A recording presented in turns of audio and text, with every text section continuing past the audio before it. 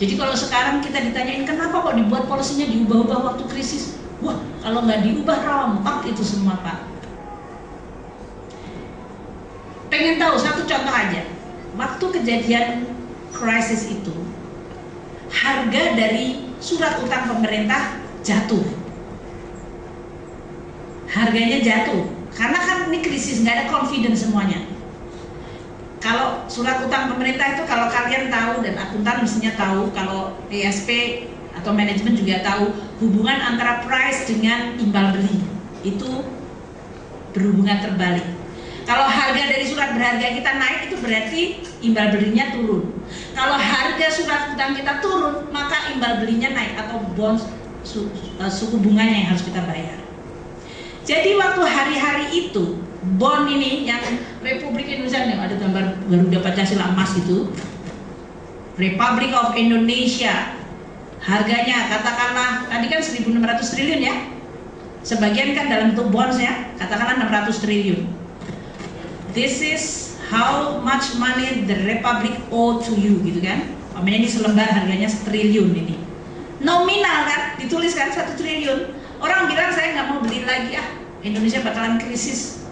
Lo jual aja nih, ini 1 triliun, enggak, saya mau beli 800 miliar, take it or leave it. Oh jangan dong, ini harganya nanti kalau kamu nagih ke Sri Mulyani pasti dapat 1 triliun. Oh belum tentu. So the price is down, dan saya sebutkan downnya itu adalah sampai 600 basis point. Yield kita jadi naik tinggi. Jadi kalau Anda tadi tanya mengenai apa tadi, siapa yang nanya suku bunga 100 triliun tadi, Mas Rudi. Kalau saya membiarkan krisis terjadi, maka mungkin belanja bunga nggak capai 100 triliun, karena setiap 100 basis point naik, saya harus naikkan biaya bunganya sampai 3 triliunan. Jadi waktu naik itu tiba-tiba anggaran kita harus sediakan around 18 triliun if the crisis continue, sehingga jittery terus. Harga bonds kita jatuh, yieldnya naik. That the real cost. Nah, Mbak Naila saya sebutkan begini, bank-bank di Republik Indonesia tadi yang bagus-bagus, Mandiri, BRI, BCA, sampai bank-bank yang menengah kelas. Mereka itu kalau kalian baca asetnya di mana? Sisi asetnya isinya apa, Mas, Mbak? Dia pegang surat utang pemerintah. So kalau harganya tiba-tiba merosot, apa yang terjadi, Mbak Naila? Ayo akuntansi masa nggak bisa, neraca Anda yang tadinya Anda sebutkan sisi asetnya ada harganya 1 triliun, and then sekarang harganya jadi 600. What's happened with your asset? Well, liability-nya turun nggak? So what's happened to your neraca? That's exactly yang terjadi hari-hari itu. Seluruh perbankan sebetulnya kalau Anda potret neracanya that moment, dia bolong semuanya asetnya. Jadi kalau Anda mau bicara tentang teknik, karena mumpung di sini, karena itu nggak ditanyain waktu 11 jam di pansus saya. Waktu neracanya bolong, Anda lihat is the whole banking sektor tadi karnya itu sebetulnya sudah mulai merorot. Anda mau bilang apakah itu sistemik? Oh ya, yang pegang surat utang pemerintah, bisa minta sekarang aja lihat semua neracanya perbankan Indonesia, apalagi yang TBK. You can see how big the threat ya, ancaman terhadap neraca. Dan kalau neracanya mulai rapuh, what's going to happen next? Bank itu nggak akan continue untuk meneruskan kreditnya kan? Ya kan, dia harus menyeimbangkan lagi. Makanya waktu itu, Manaila, saya, Bank Indonesia, Bapak Pam duduk bersama dan kita make decision untuk that crisis. Anda tidak melakukan apa yang disebut mark to market, karena harga dari surat berharga Anda di market waktu itu jatuh. Kalau neracanya immediately di adjust dengan harga pasar waktu itu, maka semua neraca perbankan akan merah. Dan kalau itu terjadi, the whole system akan kemudian confidence jatuh betulan.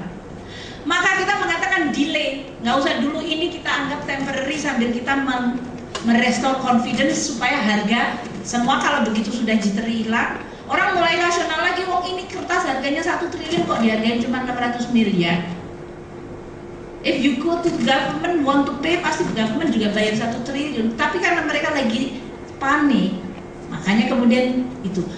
Ini yang saya mau, Anda tadi tanya mengenai berbagai hal, policy, resiko, tekanan. Tekanan itu kalau Anda mikirkan sepertinya rada ngeres, soalnya tekanan itu adalah dari politik, semuanya nih you have to do this karena saya butuh duit kan gitu kan. No, not at all. Saya want to share with you all here.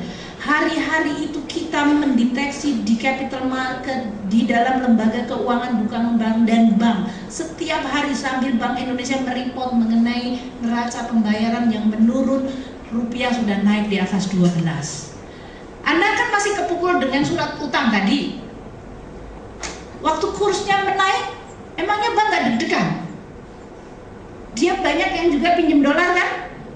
Dia channelkan kepada katakanlah PLN atau ke perusahaan itu, dia pinjamkannya dalam bentuk apa? Rupiah.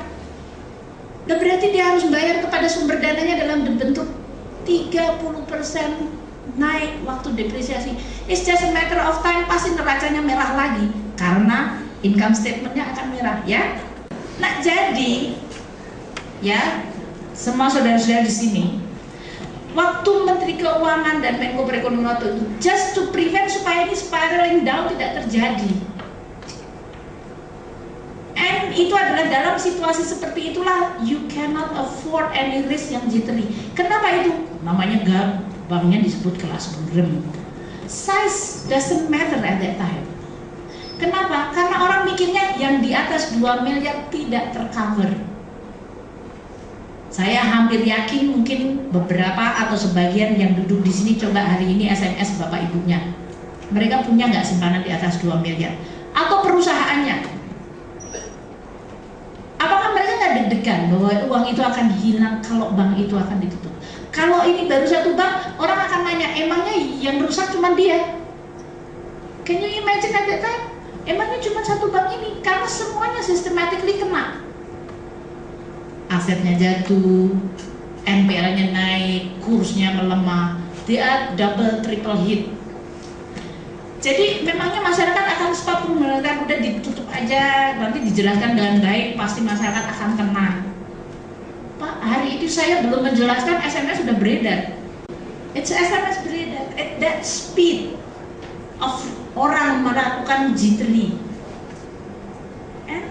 Anda mengatakan kalau Anda tadi disebut tekanan politik ya, dan oleh karena itu kalau pada hari-hari itu is the best the government could do untuk mencari yang paling kecil cost-nya.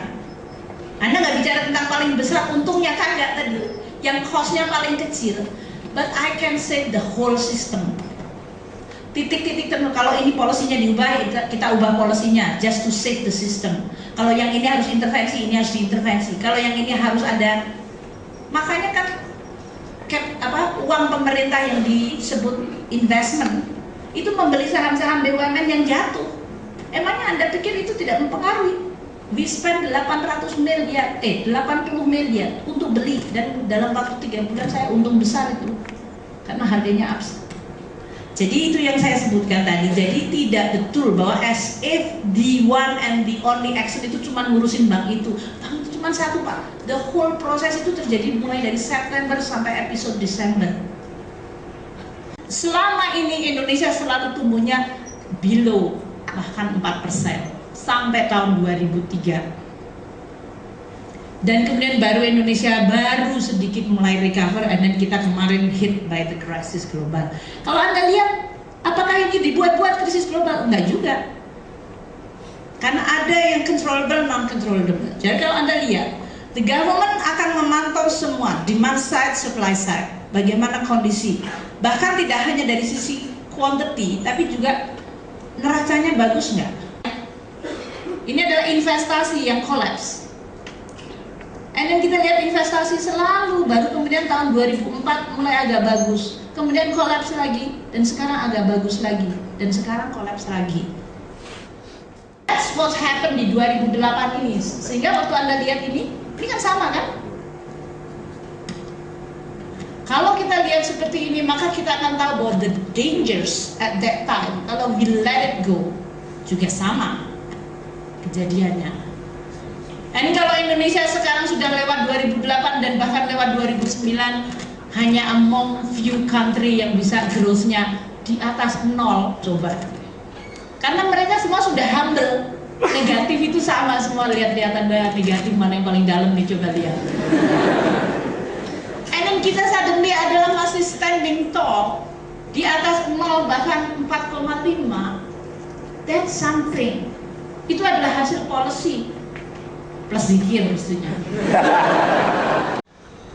Nah, kalau kita lihat dari sisi neraca pembayaran tadi, yang ketiga, ini adalah situasi yang Anda lihat nih. Ini capital account yang merah-merah ini. Kalau ada capital inflow kita marahin. Kenapa Indonesia diserbu oleh capital? Tapi kalau keluar kita pucak pasi juga.